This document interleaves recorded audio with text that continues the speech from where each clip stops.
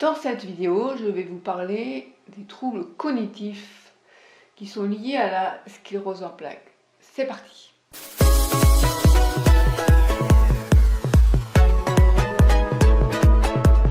Les troubles cognitifs, qu'est-ce que ça veut dire? Alors, j'ai vécu une poussée de troubles cognitifs en 1994. Alors bon, je ne savais pas que j'avais la sclérose en plaques puisqu'on a mis des années à le savoir. On m'a diagnostiqué en 2007.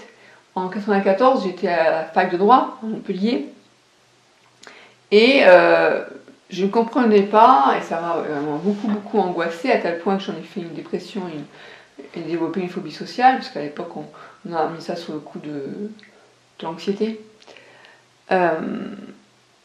Pourquoi? J'avais beau travailler, j'apprenais mes cours et le lendemain j'avais tout oublié. Mais c'était horrible parce que on m'interrogeait en travaux dirigés et je comprends pas, j'ai bossé le truc et je me souviens de rien. Donc trou de mémoire. Et puis au niveau attentionnel aussi, j'ai eu du mal à me concentrer sur quelque chose, sur une tâche. Il y a la fatigue intellectuelle. Et donc tout ça, c'est ce qu'on appelle les troubles cognitifs. Et maintenant on sait, on nous dit, je sais que c'était lié à la sclérose en plaques, à l'époque. Alors, je peux vous dire que il faut avoir une bonne dose de zénitude parce que quand on est étudiant, en plus en droit c'est pas facile, et qu'on se rend compte qu'on a une mémoire qui va pas, qu'on n'arrive pas à se concentrer, que eh bien il y a quoi s'angoisser quoi, non? Parce qu'on se dit comment je vais passer mes examens si j'arrive même pas à me souvenir de ce que j'ai travaillé la veille. Et voilà, je suis tombée donc dans la dépression et la phobie sociale. On m'a traité à coups d'anxiolytiques et d'antidépresseurs.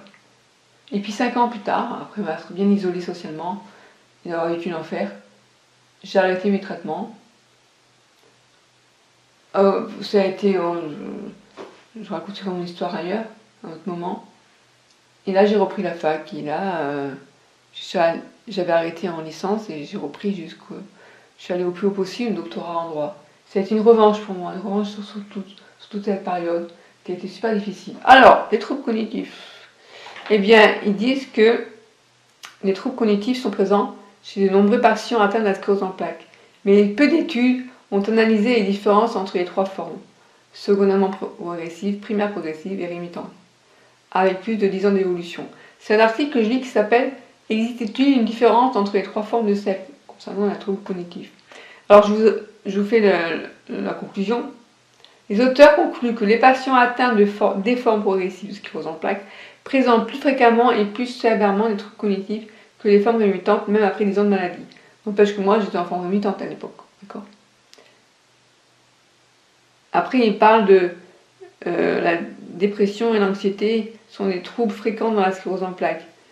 C'est normal que, bon, maintenant, si on nous dit oui, c'est lié à la maladie, on le sait, ça aide. Mais à l'époque où je ne savais pas, et que les médecins sont allés dans une autre direction, il y avait de quoi flipper, quoi. Alors, mais il ne faut pas, comment dire, être pessimiste, parce que, bon, déjà, c'est une poussée, ça va se rétablir, hein, et de deux, faire travailler ces ménages, ça va vous aider à éviter ce déclin cognitif, on va dire, entre guillemets. Donc, troubles psychologiques, troubles émotionnels, on en parlera dans une prochaine vidéo. Là, ce que je vais vous dire, c'est que environ la moitié des personnes atteintes de sclérose en plaques peuvent souffrir de problèmes cognitifs, affectant la mémoire et la concentration. Les troubles cognitifs aigus affectent environ 5 à 10% des personnes atteintes de sclérose en plaques. Dans certains cas, dans ces cas-là, il peut y avoir, ces personnes peuvent avoir des répercussions sur la capacité à travailler. Avoir du mal à trouver les bons mots. Oublier les choses que l'on doit faire. Trouver difficile de s'organiser à l'avance ou de se fixer des priorités. Avoir des difficultés à se concentrer. Alors, comme cause, ils disent que ça peut être finalement de vieillissement normal, ou ben là, tout le monde n'est pas vieux quand même. Les médicaments pour traiter la sclérose en plaques, la maladie elle-même. Les lésions au niveau du système nerveux central peuvent être responsables de troubles cognitifs. Bon. Ben ça, avant, on ne le savait pas. Maintenant, on le sait. Donc, qu'est-ce qu'on fait? Alors, qu'est-ce qu'on fait? Eh bien, pareil que pour les personnes qui ont la maladie d'Alzheimer, parce que j'ai vous dit ça, parce que j'ai lu un article là-dessus, où ils disent qu'on peut faire quelque chose. Eh bien, il y a les exercices qu'on peut faire.